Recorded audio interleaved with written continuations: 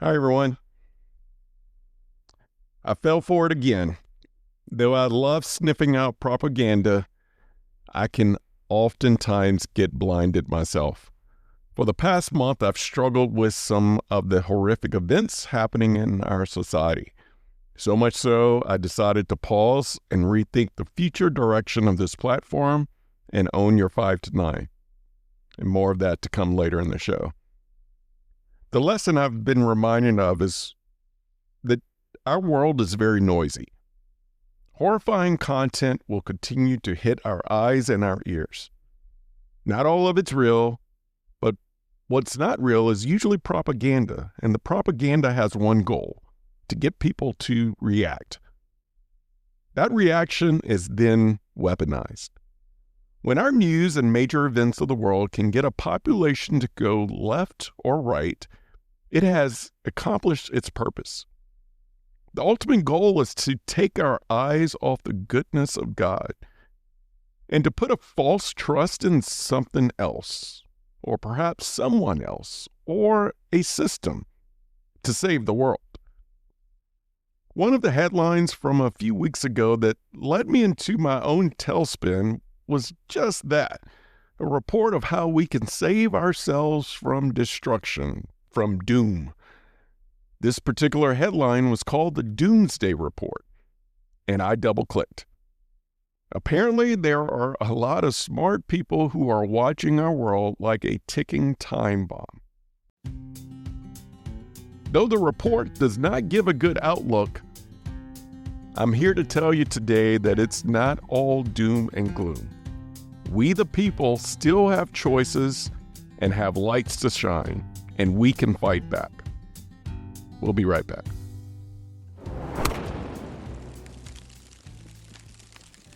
You are listening to the Work Life Eubiosis podcast with your host, Charleston Edwards. If this is your first time here, welcome. My goal is simple: to eradicate burnout and to bring harmony, purpose, and balance to this world, starting with the family. My hope is that this show and the story shared will provide encouragement and ideas that will be valuable to you on your journey to work-life freedom. So let's dive in to today's episode.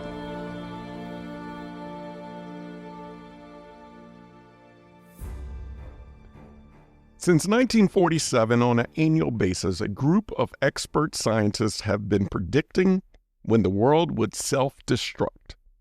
Literally. Their latest report states that our Earth is the closest it's ever been to self-destruction, with the clock displaying 85 seconds till midnight. With each doomsday prediction comes a lot of recommendations for how mankind can turn the clock back, which has happened 8 times since 1947.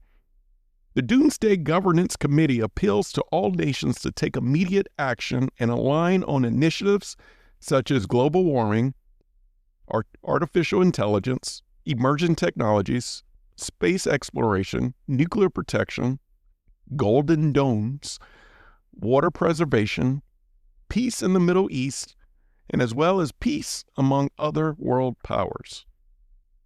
What's most alarming is that the quote-unquote 85 seconds to midnight doomcast didn't last very long in the news cycle. The report is already old news, taking the back seat to the latest dopamine trigger of the day. Weather catastrophes, tariff wars, Prince Andrew, Epstein's Island, the Olympics, Savannah Guthrie's mother, and I'm sure whenever you're reading or listening to this, you will fill in the blank for what's pleading for your attention. My question is, if the world is really on the trajectory to end in 85 seconds, why is this not the only news? Why is no one in a panic? I see more panic in people's reaction to the movie trailer of Disclosure Day than the Doomsday Report. I'm seriously looking around and asking if this is a joke. Are we that immune to the noise of this world that we have become numb to the darkness?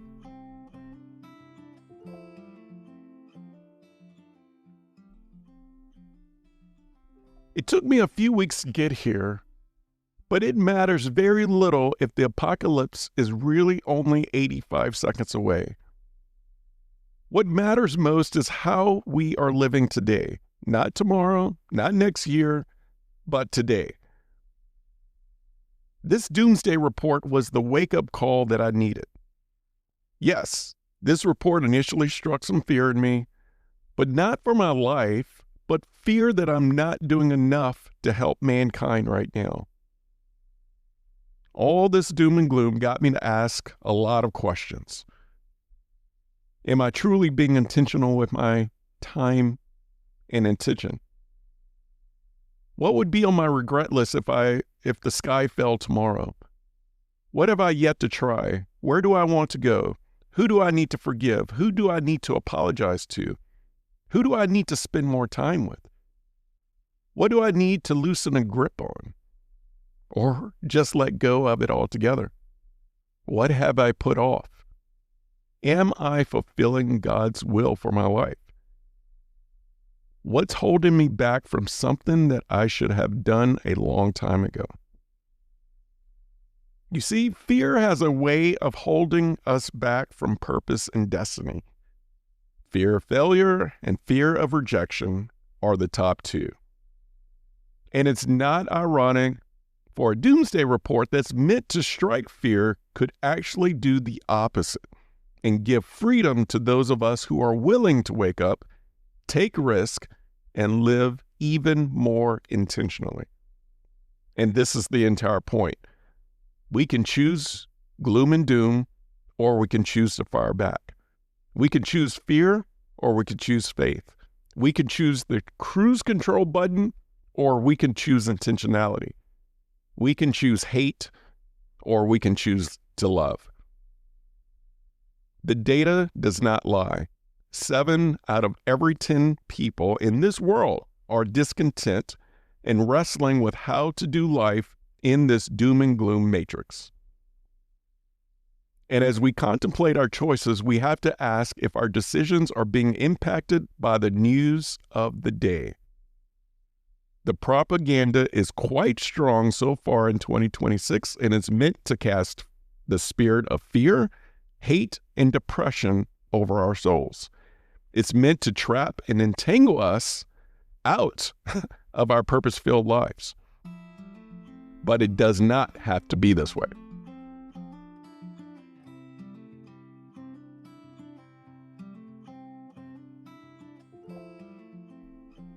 Doomsday predictions aren't just coming from the world of science. They're also prophesied in the Bible. That ancient book has a lot to say about our destiny and our purpose.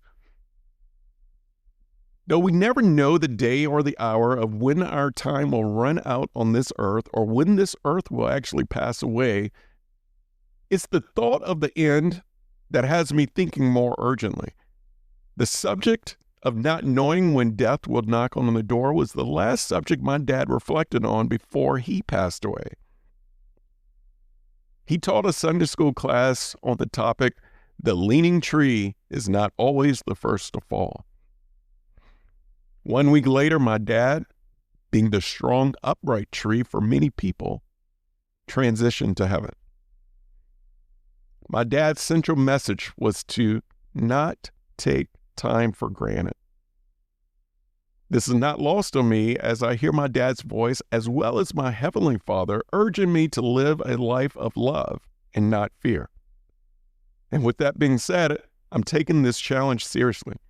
I hope we can all consider the challenge of how to love more and fear less. What would that look like in your life? After a lot of consideration and wrestling on this very topic, I've decided to launch a new initiative for Own Your 5 to 9. There are many more details as the construction happens behind the scenes, but this new initiative will be called The Wake Up. It's going to be similar to this platform, the Work-Life Eubiosis, but the goal is to pull back the curtain of the 9 to 5 mindset from a spiritual lens. Each aspect will have an underlying question of how we got here.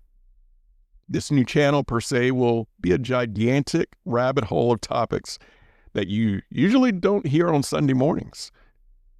I will attempt to navigate fringy subjects, taboo subjects that connect the dots of Bible texts, spiritual warfare, alternative and hidden histories, secret societies, fallen angels, propaganda, and connect all of that to the rat race that we are in today. I realize this new initiative will not be for everyone. However, everyone is invited nonetheless. The goal is to help humanity, especially those who are curious about the days that we are living in, including myself, and to see more clearly through the global events and to grow in faith, light, love, and hope. If you're interested in following or supporting the Wake Up Initiative, I'd be humbled by your support. If not, I'm not offended by any means. If you are interested, I encourage you to sign up by sending me an email called The Wake Up. You can find my email address in the show notes. Either way, there's much more to come on how to join or follow when the Wake Up Initiative launches. Meanwhile, the self-reflecting questions that I posed earlier about navigating regret is something that I would like to leave you with. And here are the questions. Am I truly being intentional with my time and attention? What would be on my regret list if the sky fell tomorrow? What have I yet to try? Where do I want to go? Who do I need to forgive? Who do I need to apologize to? Who do I need to spend more time with? What do I need to loosen a grip on or just let go of altogether? What have I put off? Am I fulfilling God's will for my life? And what's holding me back from something that I should have done a long time ago? And as we watch and experience dark forces that are trying to steal our joy, we have a choice. We have a choice to go the other way. We all have a light, and we all have a light that is meant to shine.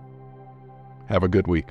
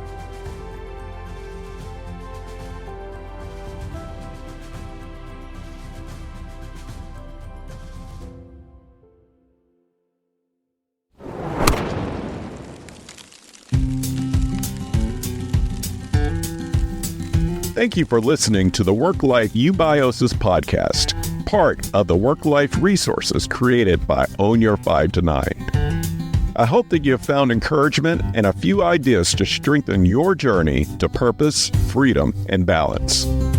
Have you overcome burnout and found a new way of life? Millions around the globe are still at the risk of burnout and losing it all. And your story may be the one that sparks not only a dream, but action. Visit ownyour5to9.com for more information and submit your story. While you're there, join the Work Life Eubiosis newsletter and receive additional resources weekly right to your inbox. If you enjoy this podcast, take time to subscribe, rate, and leave a review. Share it with a friend or loved one. Remember, the most important organization in the world is the family.